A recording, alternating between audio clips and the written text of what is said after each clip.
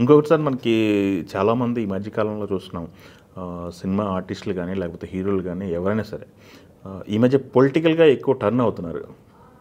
Political journey కొంత వాళ్ళ లైఫ్లో ఉంచుకుంటున్నారు. అవునండి.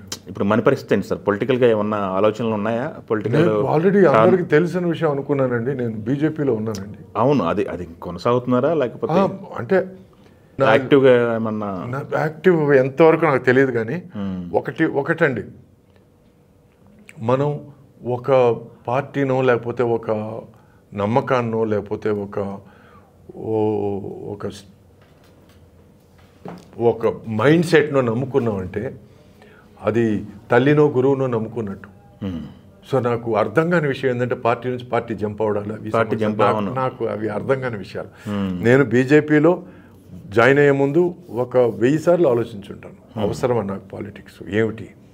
ఆ టైంలో నేను మన చీలకం గురించి ఫీల్ అయ్యాను, తర్వాత మిస్మేనేజ్మెంట్ గురించి ఫీల్ అయ్యాను, స్కామ్ల గురించి ఫీల్ అయ్యాను. దానివల్ల వీడియోస్ కూడా ఇచ్చాను.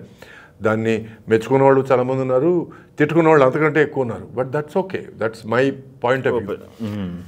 ఈరోజు నాకు అవసరం ఉంటే మాట్లాడతాను, అవసరం లేకపోతే మాట్లాడను.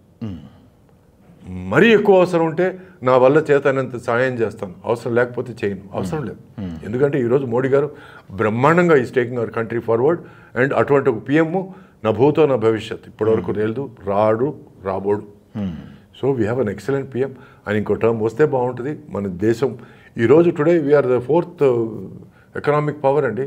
ఇంకో మినిమం 10 yearsలో will be the 3rd economic power. So మనకి ప్రపంచంలో భారతం అంటే రెస్పెక్ట్ పెరిగిందండి. ఓకే, ఎందుకంటే జేబుల్ జాగ్రత్త అనే పరిస్థితి నుంచి జాబులు వస్తున్నాయి అనే పరిస్థితికి వచ్చింది మనం. So we have progressed, we are a progressive place. So నేను బీజేపీని నమ్ముతున్నాను. బీజేపీ వల్ల మన ప్రపంచానికి, మన దేశానికి మంచి జరుగుతుంది, మన ప్రపంచానికి మంచి జరుగుతుంది. ప్రపంచానికి అనేది మంచి మాట, ఎందుకంటే we do not want to conquer, we want to lead. Okay, we want to lead everybody to success, everybody to prosperity, everybody to better living. So we are leaders, not China. China are conquerors. Okay, that is difference. Okay, so మనం అందరినీ కలుపుకుంటున్నాం, మనం వసుదేవ కుటుంబం. Okay, అందరినీ కలుపుకుంటున్నాం, అందరూ బాగుండాలనుకుంటున్నాం. Problem ఉన్న శ్రీలంకకి help చేసాం, problem ఉన్న భూటాన్కి help చేయబోతున్నాం, నేపాల్కి హెల్ప్ చేయబోతున్నాం. మీరు అక్కర్లేదు అనుకున్న మాల్డీవ్స్ని వదిలేసుకుంటున్నాం. It's okay. సో వాళ్ళు కావాలా పాపం, వాళ్ళ చేతులు చేసుకుంది అంతే. అంటే నీ గ్రహచారం అట్లా ఉంటే నేను ఎవరు ఏం చేయలేరు. 2 పిల్లలు చచ్చిపోయారు, వాళ్ళని ఇండియా తీసుకొచ్చి ఉంటే వాళ్ళు బాగా ఉండేవాళ్ళు. లేదు, నేను ఇండియా తీసుకెళ్ళను, కావాలంటే హాంకాంగ్ తీసుకెళ్ళండి, ఇక్కడికి తీసుకెళ్ళండి, బ్యాంకాక్ తీసుకెళ్ళండి, థాయిలాండ్ తీసుకెళ్ళండి అంటే చచ్చిపోయారు వాళ్ళు.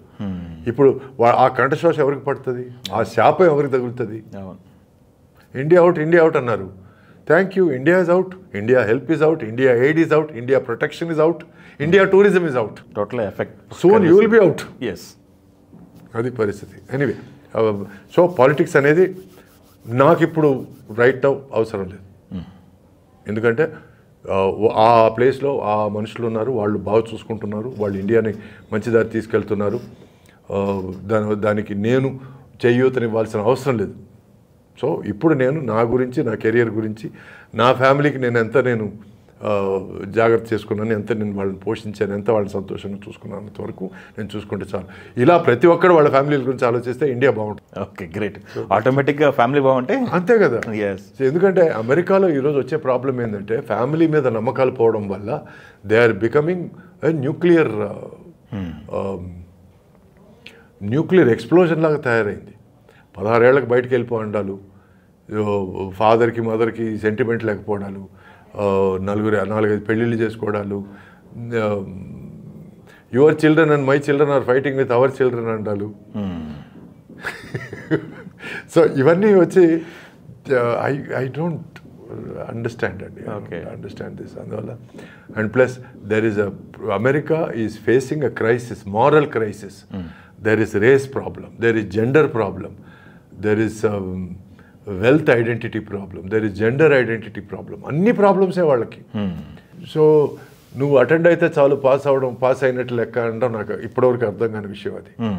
అమెరికా ఎడ్యుకేషన్ ఇప్పుడు ఎట్లా తయారైందంటే నువ్వు అటెండ్ అయితే చాలు నీకు పాస్ మార్క్ ఇచ్చేస్తాం. దానివల్ల నెక్స్ట్ ఇంజనీర్లు ఎట్లా తయారవుతారు, డాక్టర్లు ఎట్లా తయారవుతారు, మెరిట్ ఇట్లా there is no merit anymore. So India అనేది మనం ఓల్డ్ ట్రెడిషన్ మళ్ళీ మనం ఆస్వాదించుకుంటున్నాం, అవలంబించుకుంటున్నాం, మళ్ళీ ఆలంఘనం చేసుకుంటున్నాం. కాబట్టి మన India is going to be the number 1 country in the world very very soon. అది నా గట్టి నమ్మకం. మేరా భారత్ మహాన్.